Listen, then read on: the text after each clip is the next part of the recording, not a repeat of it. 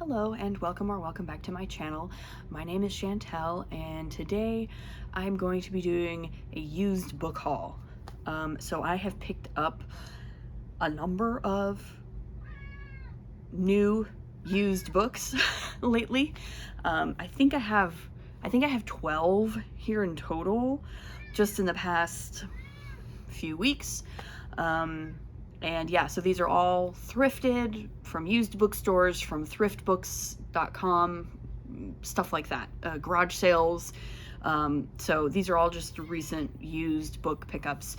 I'd say for these 12 books, I've spent maybe $50 on all 12 of these books, like total for all of these books. So these are, these are very cheap pickups for me. Pretty much all of them like $5 or under. So yeah, I have a big stack of them here.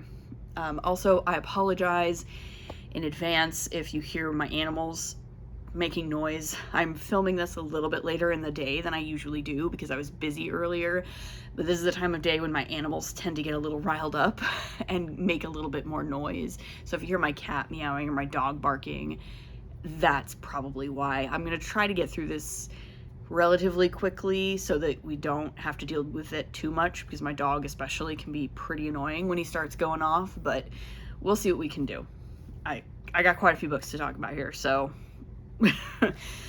so yeah, most of these books are just, some of them are books that I've already read and just decided I wanted a copy for myself.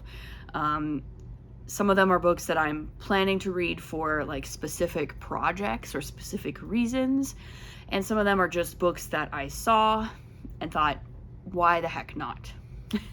So let's get started, shall we? First and foremost, I do have a couple of pickups for my sort of fantasy genre reading project that I am sort of undergoing. So I did pick up a few books that I know are probably going to be on my list if they aren't already. And so I did pick up a copy of The Wonderful Wizard of Oz by L. Frank Baum. I've never read this, and I'm planning to pretty soon. This is probably coming up relatively shortly.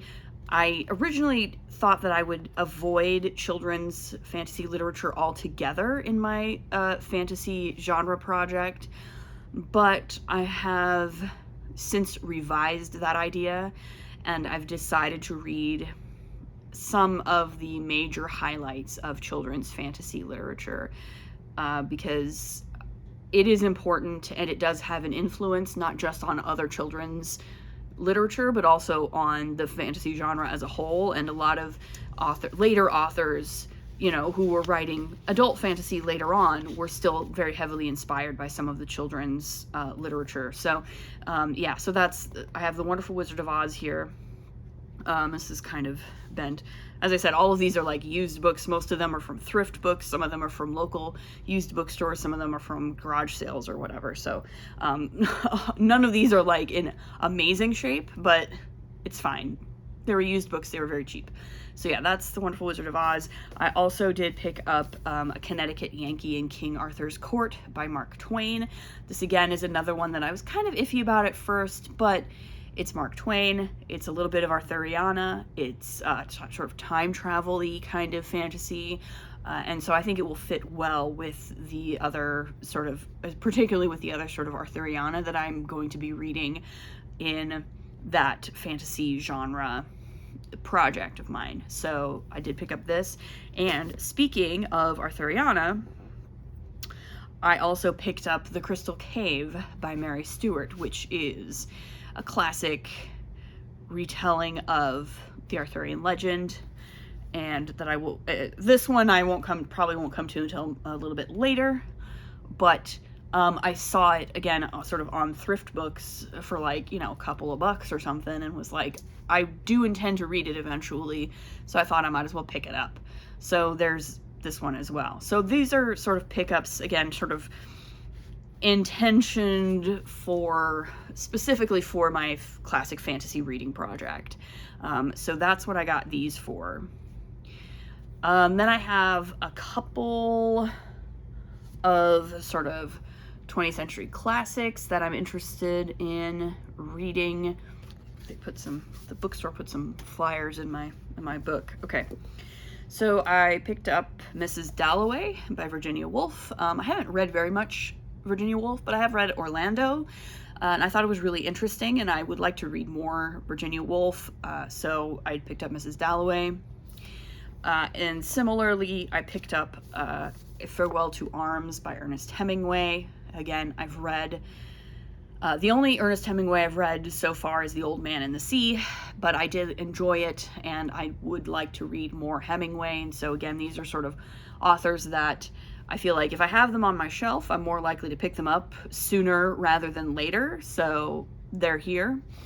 I did also pick up this mass market paperback of To Kill a Mockingbird by Harper Lee, because, I don't know, I was just feeling it. I have read To Kill a Mockingbird before.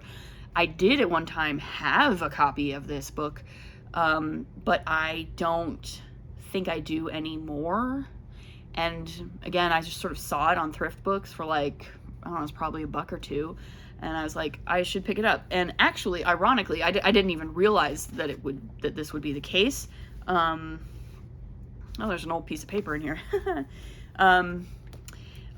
But I'm pretty sure this is the exact edition that I got handed in like 8th grade when we read this for class. Like, I'm pretty sure this is the exact edition that I read in school. So that's kind of a nostalgia factor, because yeah, I haven't really seen this edition since then really much. So when I first opened up the packaging and saw it, I was like, oh, that's a big nostalgia trip. Takes me right back to the old days in my old like 8th grade English class or whatever. So that's fun. So I might reread this at some point. It's been a long time since I've read it, but it was one of those books that I enjoyed it when I read it in school. You know, I liked it. So there's that. Let's see here. What else have we got on the pile here? Oh, I picked up this copy of The Ruin of Kings by Jen Lyons. I've heard good things about Jen Lyons.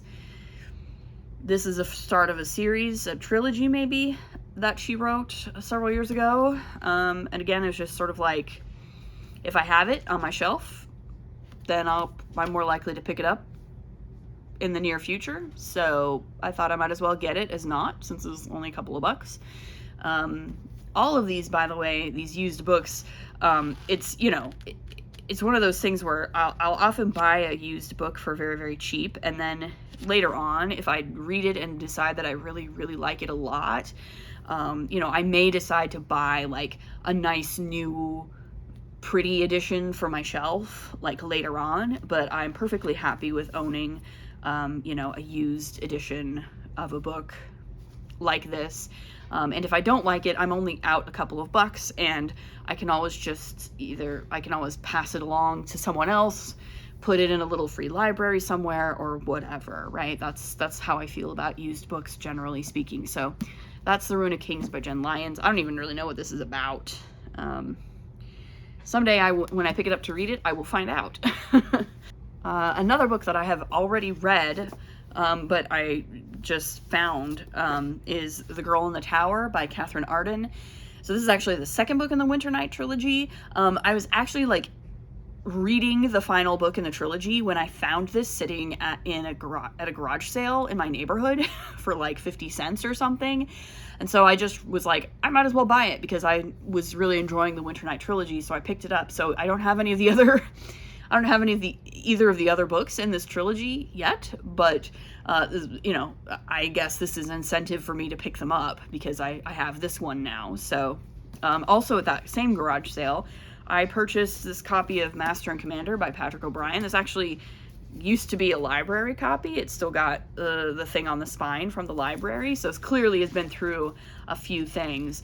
This is, if you're not aware, this is a classic historical fiction novel. It's the start of a very long-running series, is my understanding. Yeah, Aubrey and Maturin novels. It's like seafaring, like 18th or 19th century. Yeah, I think it's like Napoleonic Wars, so like early 19th century. historical fiction, and it's pretty famous. There was a film made of this book maybe 20 years ago with,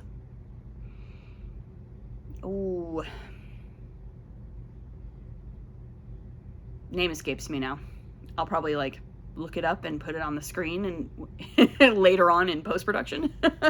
But yeah, and I've had this come highly recommended to me in the past, and again, this was like sitting on a table at a at a garage sale in my neighborhood, and was like 50 cents, so or 25 cents or something like that. So why not, right? Practically free.